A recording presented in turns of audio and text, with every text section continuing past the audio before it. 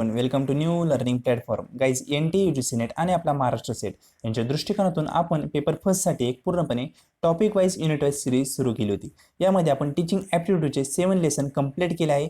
यामध्ये आपण टीचिंग ॲप्टिट्यूडचा बराच सिलेबस कव्हर केला आहे. पण इथून पुढे 8, 9 आणि 10 म्हणजे मी टोटल 10 लेसन टाकणार आहे टीचिंग ॲप्टिट्यूडवर.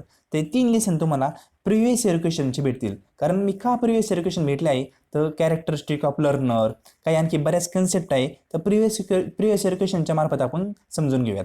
तर गाईज याआधी 7 लेसन ज्या विद्यार्थ्यांनी पाहिले नसेल टीचिंग ॲप्टिट्यूडचे त्यांनी लिंक डिस्क्रिप्शनमधून दिलेली त्यांनी तुम्ही पाहू शकता. त्याचबरोबर गाईज रिसर्च ॲप्टिट्यूड हा मी टोटल 12 लेसनमध्ये कव्हर केला आहे. त्यांची लिंक तुम्हाला डिस्क्रिप्शनमध्ये भेटून जाईल त्यातून तुम्ही कव्हर करू शकता.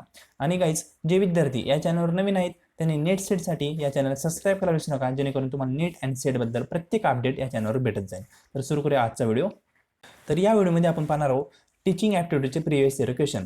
आता ही जी PDF आहे ही PDF मी VPD एज्युकेशन या नावाच्या टेलिग्राम चॅनलवर टाकणार आहे. त्याची पण लिंक तुम्हाला डिस्क्रिप्शन बॉक्समध्ये दिलेली तिथून तुम्ही कव्हर करू शकता. गाईज ही पूर्ण PDF मी जेव्हा आपले पूर्णपणे MCQs होतील म्हणजे 3 लेक्चरचे MCQs पूर्णपणे कव्हर होतील त्यावेळेस मी एकाच खटी सगळं PDF तुम्हाला VPD एज्युकेशन आणि टेलिग्राम चॅनलवर टाकून देईल. तर आपण आज पाहूया काय प्रिव्हियस इयर क्वेश्चन. तर फर्स्ट आहे आपला which of the following are the learner related factor determine effectiveness of teaching. आता टीचिंग ॲप्टिट्यूड जेव्हा तुम्ही सोडत असता तेव्हा फक्त तुमचं माइंड आहे ना ते ओपन ठेवायचं, पूर्णपणे कॉन्सन्ट्रेशन ठेवायचं, क्वेश्चन पूर्णपणे नीट वाचायचा. तुम्हाला आन्सर लगेच 90% चान्स होता तुम्हाला ते आन्सर लगेच येणार आहे. कारण टीचिंग ॲप्टिट्यूड पूर्णपणे लॉजिक बेस असतो. आता यांनी विचारलंय काय which of the following are the learner related म्हणजे लर्नरच्या दृष्टिकोनातून आपल्याला विचार करायचं लगेच कळतं. Determine the effectiveness of teaching. टीचिंगचा इफेक्टिव्हनेस करण्यासाठी लर्नर रिलेटेड फॅक्टर कोणते आहेत लर्नरच्या दृष्टिकोनातून विचार करायचा आहे. First task relevant competencies of learner म्हणजे ऑप्शन नंबर ए हे राईट असेल कारण लर्नरचा दृष्टिकोन आहे. नंतर कंटेंट मास्टरी ऑफ टीचर. आता टीचरचं काय घेणं आहे आपल्याला म्हणून टीचर म्हणजे ऑप्शन नंबर बी लगेच कॅन्सल होतो. नंतर choice of teaching method. Teaching मेथडचं पण काही घेणं नाही कारण टीचिंग मेथड कोण चॉईस करतं टीचर करत असतो मग टीचरचं आपल्याला घेणं नाही. नंतर कॉम्पोजिशन ऑफ द क्लासरूम. आता कॉम्पोजिशन क्लासरूमचं टीचरच पाहत असतो म्हणून याचं पण घेणं नाही आला. नंतर रेडिनेस लेवल ऑफ स्टुडंट. तिथं स्टुडंटचा संबंध आहे पहा म्हणजे ऑप्शन नंबर ए मध्ये पण लर्नरबद्दल बोललं होतं इथं पण स्टुडंट म्हणजे लर्नरबद्दल बोललं आहे म्हणून ऑप्शन नंबर ए आणि ई हे राईट आहे म्हणजे सेकंड नंबर ऑप्शन हे राईट आहे. तर अशा प्रकारे तुम्ही जर क्वेश्चन पेपर सोडवले नाहीच 100% तुम्ही सेट आणि नेट क्वालिफाय होतात. फक्त तुमचा ॲप्रोच मत असतो ती तुम्हाला अभ्यासाची गरज आहे का नाही. फक्त तुम्हाला ॲप्रोच आणि क्वेश्चन नीट वाचायचा, नीट आपल्या शब्दात क्वेश्चन वाचायचा, त्याला आपल्या लँग्वेजमध्ये कन्वर्ट करायचं आणि क्वेश्चन एकदा तुम्हाला समजला ना तर आन्सर तुम्हाला डेफिनेटली येईल. तर पहिलं ऑप्शन क्वेश्चनचं ऑप्शन नंबर बी म्हणजेच 2 हे राईट आहे. कळालं असेल कसं लर्नरच्या दृष्टिकोनातून विचार करायचा आणि जिथं लर्नर आपल्याला दिसला ऑप्शनमध्ये तिथं आपण चॉईस केलं आणि ऑप्शन नंबर बी हे लगेच आपलं आन्सर आलं. आता प्रिव्हियस इयर क्वेश्चन पेपर आहे आत्ताचा 2020चा क्वेश्चन पेपर आहे नेटचा किती सोपा होता पहा. म्हणजे असे खूप सोपे क्वेश्चन असतात फक्त तुमचं माइंड तिथं स्टेबल पाहिजे. नंतर दुसरा क्वेश्चन काय तर what is the correct sequence from lower to higher learning for the indicate learning outcome related affective domain. आता शब्द आठवला का अफेक्टिव्ह डॉमेन कशाच आहे ब्लॉम्स टेक्सॉनॉमी होती पहा. कोणता अफेक्टिव्ह कॉग्नेटिव्ह आणि सायकोमोटर डॉमेन हे 3 डॉमेन होते. याच्यातील अफेक्टिव्ह डॉमेनबद्दल हा क्वेश्चन आहे. त्यांनी विचारला आहे लोअर टू हायर यांचा सिक्वेन्स लावायचा तुम्हाला कसा लोअर टू हायर. आता अफेक्टिव्ह डॉमेन मी लेक्चर नंबर 7 का 6 मध्ये तुम्हाला शिकवलं आहे. ते लेक्चर ज्या विद्यार्थ्यांनी पाहिलं असेल ना त्यांना हा क्वेश्चन लगेच येईल. त्याची ट्रिक पण पाहिली होती आपण आठवत असेल तर आर वर्ग वॉक असं पाहिलं होतं काय आपण आर वर्ग वॉक ही अफेक्टिव्ह डॉमेनची ट्रिक होती. आर वर्ग म्हणजे काय रिसिव्हिंग. नंतर दुसरा आर म्हणजे काय तर रिस्पॉन्डिंग म्हणजे रिसिव्हिंग पहिली गोष्ट रिसिव्हिंगच असणार की आपला कॉमन सेन्स. नंतर रिस्पॉन्डिंग कारण आर वर्ग म्हणजे 2 आर घ्यायचे आपल्याला. नंतर रिस्पॉन्डिंग झालं म्हणजे काय ए नंतर सी झालं आपलं ए नंतर सी झालं. नंतर इथं हॉक आहे म्हणजे व्ही इथं. आता व्हीवरून काय का व्हॅल्युईंग तर व्हॅल्युईंग म्हणजे बी. नंतर ओ आहे का तर ओ म्हणजे ऑर्गनायझिंग तर इथं डी. नंतर सी आहे का सी म्हणजे पहा इथं कॅरेक्टरायझिंग म्हणजे सी म्हणजे ACBDC ACBDC म्हणजे ऑप्शन नंबर 3 हे राईट आलं. आता मी लेक्चर जेव्हा अपलोड केले तेव्हा ज्यांनी विद्यार्थ्यांनी लेक्चर पाहिले असतील ना त्यांना याचा आन्सर लगेच आला पाहिजे. तर ऑप्शन नंबर कोणतं 3 हे राईट आहे. रिसिव्हिंग नंतर रिस्पॉन्डिंग नंतर व्हॅल्युईंग नंतर ऑर्गनायझिंग नंतर कॅरेक्टरायझेशन किंवा कॅरेक्टरायझिंग म्हणजे अफेक्टिव्ह डॉमेनचा सिक्वेन्स आहे. नॉलेज कशा प्रकारे भेटतं त्याचा सिक्वेन्स आहे. हा पाठच करा महत्त्वाचा आहे. याची ट्रिक पण सांगितली मी तुम्हाला आर वर्ग हॉक. तर अशा प्रकारे तुम्ही पाठवू शकता. म्हणजे रिसिव्हिंग, रिस्पॉन्डिंग, व्हॅल्युइंग, ऑर्गनायझिंग, कॅरेक्टरायझिंग. म्हणजे तिन्हींच्या पण ट्रिक्स सांगितलं तुम्हाला. 3 डॉमेन होते, कॉग्नेटिव्ह, सायकोमोटर आणि ॲप्टिट्यूड डॉमेन. तिघांच्या पण वेगवेगळ्या ट्रिक्स तुम्हाला सांगितल्या होत्या, त्या पाठ करून ठेवा. म्हणजे प्रिव्हियस इयरमध्ये आलेला आहे क्वेश्चन, मी त्याच कन्सेप्ट तुम्हाला डिस्कस केल्या होत्या. नंतर तिसरा क्वेश्चन आहे स्टेटमेंट बेस. आता तिथे 2 स्टेटमेंट दिलं आहे. जेव्हा स्टेटमेंट बेस क्वेश्चन असतो, मी कोणतं म्हणतोय, असर्शन रिझनिंगचा नाही, स्टेटमेंट बेस क्वेश्चन असतो ना, तेव्हा जास्तीत जास्त चान्स असतात की दोन्ही पण ऑप्शन राईट आहे किंवा दोन्ही पण रॉंग आहे. म्हणजे आत्तापर्यंतचं प्रिव्हियस इयर क्वेश्चन जर तुम्ही हाताळले तर स्टेटमेंट बेस म्हणतो, असर्शन रिझनिंग नाही. स्टेटमेंट बेसचं एक तर ऑप्शन नंबर एच त्यांचं राईट असतं, मॅक्झिमम वेळेस असंच झालं आहे. म्हणजे दोन्ही पण ऑप्शन राईट आहे, किंवा मॅक्झिमम वेळेस असं झालं आहे की दोन्ही पण ऑप्शन चूक आहे. मग तुम्हाला जर कळालं नाही एक पण क्वेश्चन, याच्यातला एक पण स्टेटमेंट नीट प्रकारे कळालं नाही, तर तुम्ही ए किंवा बी म्हणजे दोन्हीला करेक्ट किंवा दोन्हीला राईट किंवा रॉंग असं क्लिक करून येऊ शकता. म्हणजे मागच्या वेळेसचा अनुभव आहे म्हणून मी तुम्हाला सांगितलं. किंवा तुम्हाला एखादं स्टेटमेंट कळालं तर तुमचे लगेच 50% मार्क इथं सिक्युअर होत असतात. कारण एक तुम्हाला एलिमेंटचं करता आलं तर दुसरं राईट आहे, याच्यावरून पण तुम्ही ऑप्शन निवडू शकता. आता स्टेटमेंटला वाचू आपण, पाहूया काय म्हणतात. तर maximum performance test are design to assess the upper limit of the examinee knowledge and ability. म्हणजे मॅक्झिमम परफॉर्मन्स टेस्ट ही असेसीसाठी डिझाईन केलेली असते. कशासाठी? अप्पर अँड लोअर लिमिट पाहण्यासाठी. कशाचं? नॉलेज अँड ॲबिलिटीचं. एकदम बरोबर आहे, करेक्ट आहे. स्टेटमेंट 2 काय म्हणतंय, typical response test are design to measure the behaviour and characterising of examinee. तर हे पण राईट आहे. तुम्ही नीट वाचलं तर राईटच असेल. म्हणजे अवघड काही नाही याच्यात, एकदम सोपं आहे, लगेच कळतं आपल्याला वाचलं राईट आहे. नंतर त्यांनी म्हणलं काय, या 2 स्टेटमेंटपैकी कोणतं स्टेटमेंट राईट आहे आणि कोणतं रॉंग आहे हे निवडायला लागले ते. तर आता इथं आपल्याला कळतं की दोन्ही पण स्टेटमेंट हे राईट आहे, म्हणून ऑप्शन नंबर ए हे राईट आहे. आता स्टेटमेंट बेसचे क्वेश्चन फक्त तुम्हाला केअरफुली वाचायचे, लगेच कळतं तुम्हाला कोणतं स्टेटमेंट रॉंग आहे किंवा राईट आहे. म्हणून ऑप्शन नंबर ए हे राईट आहे. तुम्ही बारकाईने स्टेटमेंट तुमच्या मनाने वाचा, तुम्हाला कळेल की स्टेटमेंट दोन्ही पण राईट आहे. म्हणून ऑप्शन नंबर ए हे राईट आहे. नंतर 4 नंबरचा क्वेश्चन इथे म्हणले काय त्यांनी, तर identify the correct sequence of cognitive. लगेच कॉग्नेटिव्ह पहिला आपण पाहिलं अफेक्टिव्ह डॉमेन, लगेच विचारलं कॉग्नेटिव्ह. म्हणजे प्रिव्हियस इयरमध्ये किती वेळा क्वेश्चन आले आहेत पहा तुम्ही यांचं महत्त्व. तर कॉग्नेटिव्ह डॉमेनबद्दल त्यांनी विचारलं आहे की याचा सिक्वेन्स काय असेल. आता कॉग्नेटिव्ह डॉमेनचा सिक्वेन्स तुम्हाला सांगितला होता, आठवत आहे का? पहा थोडं, आत्ताच आपलं झालं पहा. तर पहिलं काय असणार, नॉलेज घेणार आपण, नंतर काय करणार, अंडरस्टँड करणार त्याला, नंतर काय करणार, ॲप्लिकेशन करणार, नंतर काय करणार, ॲनालिसिस करणार, नंतर काय करणार, सिंथेसिस करणार. तर काय होतं, आपला कॉग्नेटिव्ह डॉमेनचा हा सिक्वेन्स होता. तर हा सिक्वेन्स तुम्हाला लक्षात ठेवायचा आहे. एक लक्षात ठेवा, इथं कॉग्नेटिव्ह डॉमेनचा टॅक्सॉनॉमीबद्दल विचारला आहे. याचा टॅक्सॉनॉमीचा सिक्वेन्स काय, ऑप्शन नंबर 3 हे राईट आहे. पहिलं नॉलेज, नंतर अंडरस्टँडिंग, नंतर आता तुम्ही जर कॉग्नेटिव्ह डॉमेन पाहिला त्याचा अंडरस्टँडिंग शब्द नव्हता, कोणता होता, कॉम्प्रिहेन्शन होता, तुम्हाला आठवत असेल. आता इथं शब्द वापरायला त्याने अंडरस्टँडिंग, नंतर ॲप्लिकेशन, नंतर डी ॲनालिसिस, नंतर ई सिंथेसिस. हा सिक्वेन्स आहे कॉग्नेटिव्ह टॅक्सॉनॉमीचा. आणि जे आपलं कॉग्नेटिव्ह डॉमेन होता त्याचा काय होता, नॉलेज पहिलं होतं, नंतर कॉम्प्रिहेन्शन होतं, नंतर ॲप्लिकेशन होतं, नंतर ॲनालिसिस होतं, नंतर सिंथेसिस होतं, नंतर काय होतं, इव्हॅल्युएशन होता. आपला होता कॉग्नेटिव्ह डॉमेनचा सिक्वेन्स. पण हे काय विचारलं त्यांनी, मी आता क्वेश्चन पूर्णपणे नीट वाचला नाही, हे पहा माझ्याकडून पण चुका झाल्या. टॅक्सॉनॉमीबद्दल विचारलं होतं, त्या सिक्वेन्स आहे नॉलेज, नंतर अंडरस्टँडिंग, नंतर ॲप्लिकेशन, नंतर ॲनालिसिस, नंतर सिंथेसिस. हा सिक्वेन्स होता. म्हणजे ऑप्शन नंबर 3 हे राईट आहे. कशाचं, क्वेश्चन नंबर 4चा ऑप्शन नंबर 3 हे राईट आहे. हा कशाचा आहे, कॉग्नेटिव्ह बिहेवियर टॅक्सॉनॉमीचा सिक्वेन्स आहे. आणि जे मी तुम्हाला लेक्चरमध्ये सांगितलं होतं तो कशाचा, कॉग्नेटिव्ह इंटेलेक्च्युअल कॅपॅसिटीचा होता. नंतर question number 5, when the communication meet the aim and objective of classroom teaching is become. आता एम काय कम्युनिकेशनचं, when the communication meet aim and objective of classroom teaching is become. तर त्याला काय म्हणतात, फंक्शनल. म्हणजे बेसिक क्वेश्चन आहे, एकदम वाचला तरी कळेल. Communication meet to aim and objective of classroom teaching is become. आता हा क्वेश्चन माझ्यामध्ये थोडासा हे झाला आहे, कट झालेला आहे, कारण हा क्वेश्चन इतकाच नव्हता, तर याच्यात थोडंसं ॲड होतं. काय कट झालं आहे ते माझ्या लक्षात येईल ना, कारण टायपिंग करणारे दुसरे विद्यार्थी असतात, त्यांना मी टाईप करायला देत असतो, मी फक्त टीचिंग करण्याचं काम करतो. फक्त तेवढं लक्षात ठेवा, communication meet aim to and objective of classroom in teaching become, त्याला काय म्हणतात, तर फंक्शनल कम्युनिकेशन म्हणतात. हे पहा ऑप्शन नंबर 3 हे राईट आहे. हां, आता हा क्वेश्चन खूप महत्त्वाचा आहे, खूप इझी पण आहे आणि ट्रिकी क्वेश्चन होता. म्हणून तो की आपण NTA लेवलचा हा क्वेश्चन होता. NTA नेटच्या लेवलचा काय होता, हा क्वेश्चन होता.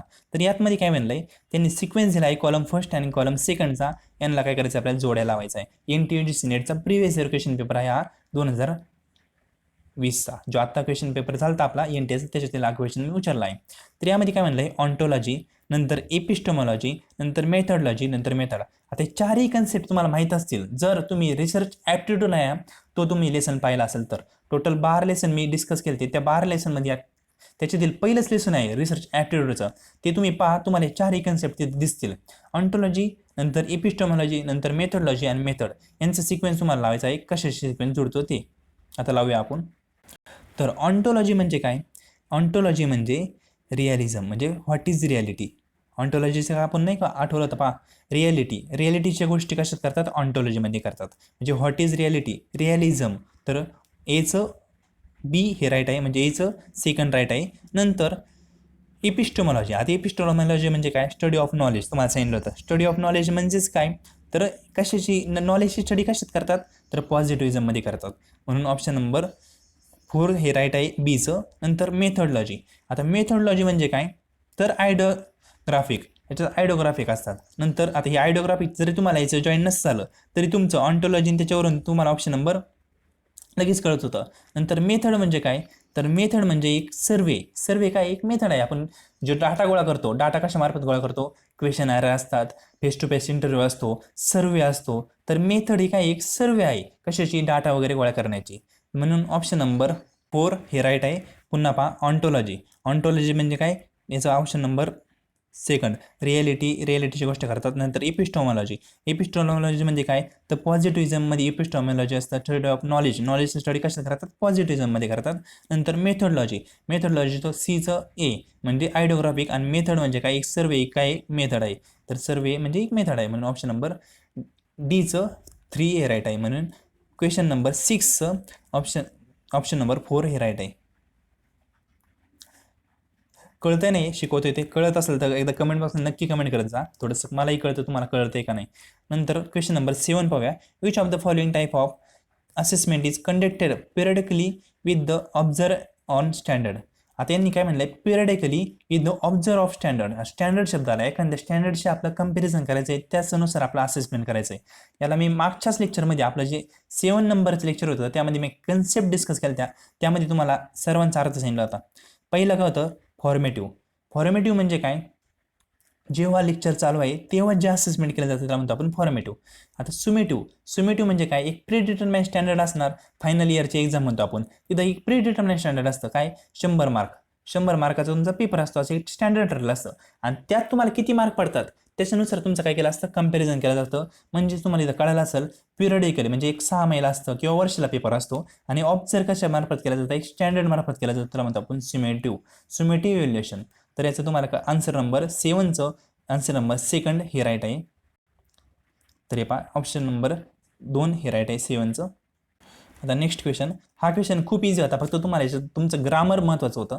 The compositional skill and creativity in presentation of student can be most effectively evaluated by which of the following test. पहिलं ऑप्शन आहे ऑब्जेक्टिव्ह, नंतर इझे, नंतर शॉर्ट आन्सर टेस्ट, आणि नंतर प्रोजेक्टिव्ह टाईप टेस्ट. आता या टेस्ट दिल्या 4. तुम्हाला विचारलं आहे कंपोजिशनल स्किल. आता कीवर्ड आहे पहा, कंपोजिशनल स्किल हे कोणत्या स्टेजमध्ये मेजर केलं जातं, तर कंपोजिशनल शब्दाचा तुम्हाला अर्थ माहीत असेल ना डिक्शनरीमध्ये, त्याला म्हणतात निबंध. आणि इथं तुम्हाला निबंध शब्द दिसतोय, कुठं निबंध नाही दिसत, पण निबंधाचा एक अल्टरनेटिव्ह शब्द दिसतोय पहा, इझे टाईप टेस्ट. म्हणजे काय, कंपोजिशनल स्किल आणि ते कशात पाहत असतात, इझे टाईप टेस्टमध्ये पाहतात. म्हणजे एखादा विद्यार्थी कसं लिहितोय, त्याचं हँडरायटिंग कसं आहे, तो कसा इफेक्टिव्हली सर्व गोष्टी काय करतोय, ते इझी टाईपमध्ये. कंपोजिशन शब्दाचा अर्थच होतो इझी टाईप टेस्ट, तर म्हणजे निबंध लिहिणे सोप्या शब्द भाषेत. म्हणजे ऑप्शन नंबर सेकंड हे 8 नंबरच्या क्वेश्चनचं राईट आन्सर आहे. हे पहा option number second is a right answer. नंतर next question, which of the following statement explain the concept of inclusive teaching. आता इन्क्लुझिव्ह शब्दाचा अर्थ तुम्हाला सांगतो, टीचिंगमधला काय आहे किंवा रिसर्चमधला काय. इन्क्लुझिव्ह म्हणजे प्रत्येक घटकाला समाविष्ट करायचं. इकॉनॉमीमध्ये कोणताही घटक असो, गरीब असो किंवा श्रीमंत असो, प्रत्येक घटकाला काय करायचं आहे, टीचर म्हणजे टीचिंग प्रोव्हाइड करायचं आहे, त्याला म्हणतो आपण इन्क्लुझिव्ह टीचिंग. आता याबद्दल विचारलंय, कोणतं स्टेटमेंट एक्सप्लेन करते इन्क्लुझिव्ह टीचिंगला, ही कन्सेप्ट कोणतं स्टेटमेंट याच्यापैकी एक्सप्लेन करते. तर पहिलं स्टेटमेंट काय, teacher facilitate the learning of the gifted student. आता गिफ्टेड स्टुडंट म्हणजे कोणते, जे खूप हुशार वगैरे विद्यार्थी असतात त्यांना लर्निंग फॅसिलिटी करायचं असं आहे का इन्क्लुझिव्ह? नाही. तर इन्क्लुझिव्ह म्हणजे सर्व स्टुडंटला फॅसिलिटी करायचं आहे, नुसते गिफ्टेडला नाही. म्हणून ऑप्शन नंबर फर्स्ट हेच रॉंग आहे. नंतर सेकंड काय, teacher facilitate the learning of weak student. वीकला पण नाही, आपल्याला सर्व हुशार असो किंवा वीक असो सर्वांना शिकवायचं आहे. नंतर थर्ड ऑप्शन काय, teacher take support of parent of the student to make them learn. नाही, स्टुडंट पेरेंटचा याच्यात काही संबंध नाही. नंतर ऑप्शन नंबर 4 काय आहे पाहूया, teacher make student of the different background. हे पहा, कोणतेही बॅकग्राऊंड असो, श्रीमंत असो किंवा गरीब असो, to learn together in the same class. म्हणजे मी सांगितलं काय, इन्क्लुझिव्ह टीचिंग म्हणजे काय, कोणत्याही बॅकग्राऊंडचा स्टुडंट असो त्याला सेम क्लासमध्ये इक्वली शिकवायचं आहे. कोणताही स्टुडंट हा मागे राहिला नाही पाहिजे, हुशार असो किंवा गरीब असो किंवा श्रीमंत असो किंवा मोठा असो, प्रत्येक स्टुडंट शिकला पाहिजे. याला म्हणतो आपण इन्क्लुझिव्ह टीचिंग. म्हणून ऑप्शन नंबर 4 पहा, teacher make student of the different background to learn together in same class. म्हणून ऑप्शन नंबर 4 हे राईट आहे. क्वेश्चन नंबरचा ऑप्शन नंबर 4 हे राईट आहे. नंतर हा कन्सेप्ट पहा, ब्रेन स्टॉर्मिंग आपण डिस्कस केली ते. ब्रेन स्टॉर्मिंग म्हणजे काय, नॉलेज घ्यायचं. इथं नॉलेज म्हणजे काय, तर generate new idea of the idea in the area of interest. म्हणजे नवीन इंटरेस्ट म्हणजे नवीन गोष्टींवर काय करायचं, नॉलेज जनरेट करायचं. याला म्हणतो आपण brain storming. Brain storming method can be use in the purpose. म्हणजे त्यांनी विचार आहे ब्रेन स्टॉर्मिंगचा अर्थ काय, तर न्यू आयडिया आहेत त्या जनरेट करण्यासाठी काय केलं जातं, ब्रेन स्टॉर्मिंगचा यूज केला जातो. बेसिक क्वेश्चन होता, मी डिस्कस केला आधी म्हणून आता पूर्ण डिस्कस करत नाही. तुम्ही टीचिंग ॲप्टिट्यूडचे क्वेश्चन पेपर पहा, त्याच्यामध्ये आपण पूर्ण लेसन पहा, त्या लेसनमध्ये आपण डिस्कस केलेला आहे कन्सेप्ट. नंतर नेक्स्ट क्वेश्चन आहे 11 नंबरचा, in which level of the teaching lower level learning outcome get focus. म्हणजे लोअर लेवल कोणती, डायरेक्ट तुम्ही पाहिलं तर क्वेश्चन म्हणतोय काय, in which level of the teaching lower level of learning outcome get focus. Lower level शब्द काय, lower level. Understanding level low आहे का, नाही, ही मधली लेवल आहे आपली. फर्स्ट, सेकंड आणि थर्ड. पहिली कोणती असते, मेमरी असते, नंतर अंडरस्टँडिंग असते, नंतर रिफ्लेक्टिव्ह असते. तर अंडरस्टँडिंग ही कोणती, सेकंड आहे. रिफ्लेक्टिव्ह ही तर हायर लेवल आहे सगळ्यात लास्टची.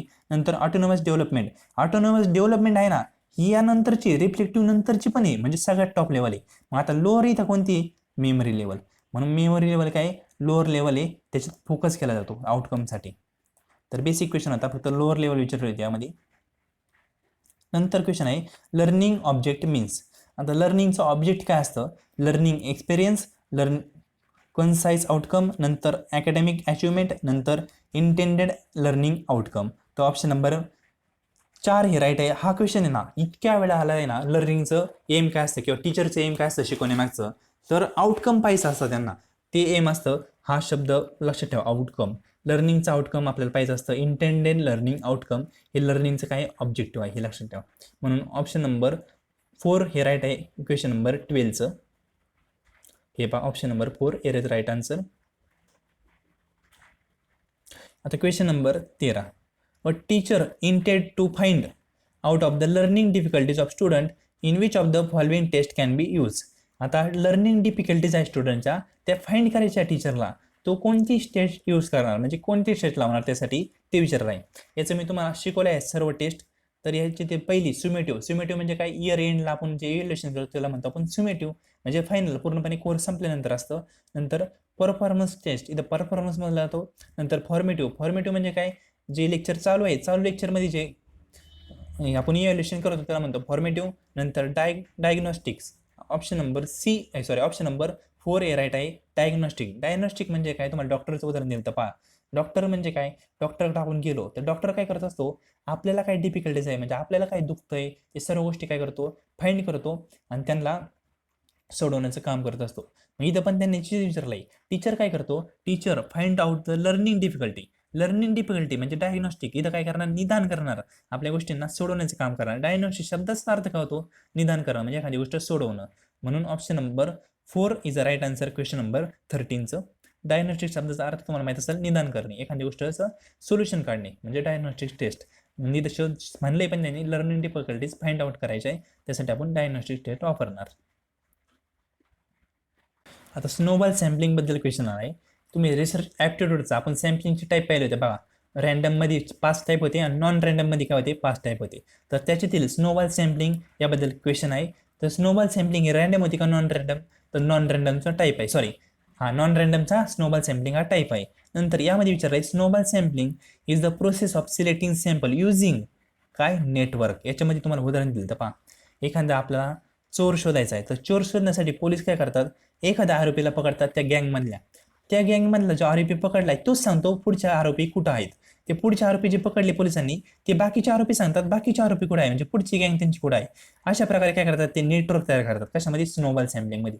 इथं जय हो ही आपली फिल्म एक हिंदी पहा जय हो सलमान खान, त्यामध्ये पण तो काय करतो, एक काम सांगतो. म्हणजे पहा सलमान खान काय करतो, एक काम नीट करतो आणि तो म्हणतो तुम्ही दुसऱ्या 2 लोकांना सांगा तुम्ही ते काम नीट करा. मग तो दुसऱ्या लोकांना काय सांगतो, तुम्ही समोरच्यांना पण सांगा तुम्ही ते काम नीट करा. म्हणजे अशी चेन करतात ते पहा. एक मिनिट, चेन करतात. चेननुसार काय करतात, त्या गोष्टी पुढे पुढे सर्क्युलेशन करत असतात. त्याला म्हणतो आपण स्नोबॉल सॅम्पलिंग. हे स्नोबॉल काय करतात, म्हणजे नेटवर्क तयार करतात ना, असं एक नेटवर्क असते याच्यामध्ये. म्हणून नेटवर्क सॅम्पलिंग पण याला म्हणतात, लक्षात ठेवा. Snowball sampling is a process selecting sample using network. नंतर हे पहा ऑप्शन नंबर ए हे राईट आहे. लास्टचा क्वेश्चन आहे आजचा. इन द एक minute sorry in the spectrum of teaching method which of the following will be called dialogue. आता dialogue हा शब्द जरी कळाला तुम्हाला, स्पेरम मेरम काही माहीत नसेल तरी, आता फॉर एक्झाम्पल मला पण माहीत नाही, मी सोडून देतो स्पेरम शब्दाचा अर्थ. मला फक्त एवढं कळतंय की method which of the following will be called dialogue. पण डायलॉग कशाला म्हणू शकतो आपल्याला हे ओळखायचं. फॉर एक्झाम्पल स्पेरम वगैरे आपल्याला माहीत नाही असं आपण गृहीत धरू. पहिलं ऑप्शन काय, डेमॉन्स्ट्रेशन मेथड. आता डेमॉन्स्ट्रेशन म्हणजे काय, एक जो सुपरियर आहे त्याला सर्व काही गोष्टी येतात, तो काय करणार, डेमो करणार. आणि समोरचा काय करणार, ते पाहणार. जो आपला जो आहे नवीन विद्यार्थी आला किंवा नवीन जो एम्प्लॉई जॉईन झाला आहे तो काय करणार, जे ऑलरेडी काम चालू आहे त्याला पाहणार आणि ते कसं करतात ते पाहून ते शिकणार. याला म्हणतो आपण डेमॉन्स्ट्रेशन. इथं काही कौशल्य म्हणजे कम्युनिकेशनचा काही संबंध आहे का, नाही. म्हणून ऑप्शन नंबर ए हे रॉंग आहे. नंतर कारण आपल्याला काय पाहिजे, डायलॉग शब्द म्हणजे डायलॉग कुठे होतात ते पाहिजे. नंतर म्हणजे ए तर रॉंग आहे. नंतर बी प्रॉब्लेम सॉल्विंग मेथड. आता प्रॉब्लेम सॉल्विंग मेथड पहा, हे याच्यात असू शकतं का, तर हे असू शकतं. प्रॉब्लेम कशी सॉल्व्ह करणार, कम्युनिकेशनने. आपण म्हणतो ना बोलण्याने सगळे प्रॉब्लेम सुटतात. फक्त तुम्ही बोललं का सगळे प्रॉब्लेम सुटतात. म्हणजे प्रॉब्लेम सॉल्विंग मेथड कशाची, कम्युनिकेशनची रिलेटेड आहे. कम्युनिकेशन कशाशी रिलेटेड आहे, डायलॉगशी रिलेटेड आहे. म्हणून ऑप्शन नंबर बी हे राईट आहे. नंतर चाल्क अँड टाल्क मेथड, तर हे नाही. इथं फक्त खडू आणि बोलणं, फक्त शिक्षक एकटा बोलतो आणि तो खडू बोलतो. त्याचा जे विद्यार्थी आहेत त्यांचं याच्यामध्ये पार्टिसिपेशन नसतं. म्हणून ऑप्शन नंबर सी पण रॉंग आहे. नंतर टीम टीचिंग बेस मेथड. आता टीम टीचिंगचा वाचते म्हणजे काय असतं, एक एक्सपर्टचा ग्रुप असतो सर्व आणि ते मिळून एखाद्या विद्यार्थ्याला शिकवतात, त्याला म्हणतो आपण टीम टीचिंग. इथं बोलतं कोण, सगळे शिक्षक बोलतात. स्टुडंटचं पार्टिसिपेशन इथं नसतं, स्टुडंट काही इथं बोलत नाही. म्हणून याला म्हणतो आपण टीम टीचिंग मेथड. म्हणून याच्यामध्ये डायलॉग नसतो, त्यामुळे फक्त टीचरचा डायलॉग असतो. आपल्या स्टुडंटचा पण पाहिजे. प्रॉब्लेम सॉल्विंग मेथडमध्ये काय असतं, स्टुडंटचं पण पार्टिसिपेशन असतं. म्हणून आपण हे निवडलं आहे. चाल्क अँड टाल्कमध्ये फक्त टीचरचं पार्टिसिपेशन असतं, म्हणून हे कॅन्सल केलं. म्हणजे आपलं कॅन्सल कोण झालं, डेमॉन्स्ट्रेशन हे कॅन्सल झालं. नंतर चाल्क अँड टाल्क हे कॅन्सल झालं. नंतर टीम टीचिंग मेथड हे पण काय झालं आपलं, तर कॅन्सल झालं आहे. कारण इथं फक्त टीचर असतात अनेक आणि ते एका विद्यार्थ्याला शिकवतात. नंतर इंटरॅक्टिव्ह प्रेझेंटेशन. आता इंटरॅक्टिव्ह प्रेझेंटेशन इथं पहा, इथं प्रेझेंटेशन कोण देतो, स्टुडंट देतो. कोणाला देतो, वेगळ्या स्टुडंटला देतो. स्टुडंटला देत असताना प्रेझेंटेशन, म्हणून इथं स्टुडंट बोलतो. म्हणून ई पण आहे. नंतर ट्युटोरियल मेथड. ट्युटोरियल कोणाचं असतं, स्टुडंटचं असतं. स्टुडंट काय करत असतो, ट्युटोरियल आपल्याला प्रेझेंट करत असतो. म्हणून ऑप्शन नंबर एफ पण राईट आहे. म्हणजे ए, ई आणि एफ कुठं आहे का, सॉरी ए नाही, आपण हे घेतलं होतं ना, ए बी ई आणि एफ म्हणजे ऑप्शन नंबर 4 हे राईट आहे. पहा डेमॉन्स्ट्रेशन तर कॅन्सल, कारण डेमो करतो फक्त इथं आपण. चाल्क अँड टाल्क हे पण कॅन्सल झालं. नंतर टीम टीचिंग हे पण कॅन्सल झालं. मग ऑप्शन राहतं कोणतं, बी ई आणि एफ म्हणजे ऑप्शन नंबर 4 हे राईट आहे. क्वेश्चन नंबर 15चं. तर हे होते एमसीक्यूज कसे वाटले कमेंटपासून नक्की कमेंट करा. आपण पुढचे आणखी 2 लेसन पूर्णपणे एमसीक्यूचेच पाहणार आहोत. त्यामध्ये पण मी 15 लेसन आणणार आहे. आणि हे पहा, हे प्रिव्हियस इयर क्वेश्चन पेपर होते. काही तुम्हाला याचं अवघड वाटलं का, फक्त तुम्हाला आता मी म्हणलं की ही कन्सेप्ट माहिती नाही तुम्हाला, प्रिस्ट्रम, एक मिनटं पाणी पिलं नाही मी जास्त.